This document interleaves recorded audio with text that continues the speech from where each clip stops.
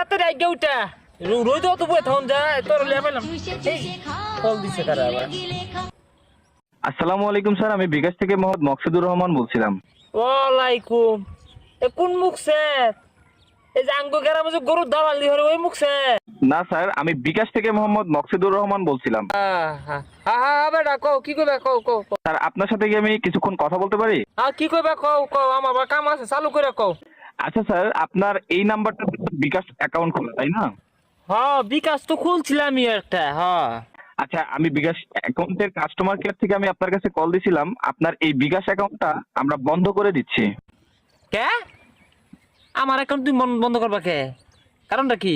Sir, আপনার অ্যাকাউন্টে কিছু সমস্যার কারণে আমরা অ্যাকাউন্টটা বন্ধ করে দিচ্ছি। আপনি কি চান আপনার অ্যাকাউন্টটা খোলা থাকুক?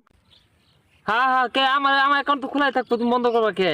ও স্যার, আপনার অ্যাকাউন্টে কি কোনো টাকা পয়সা আছে?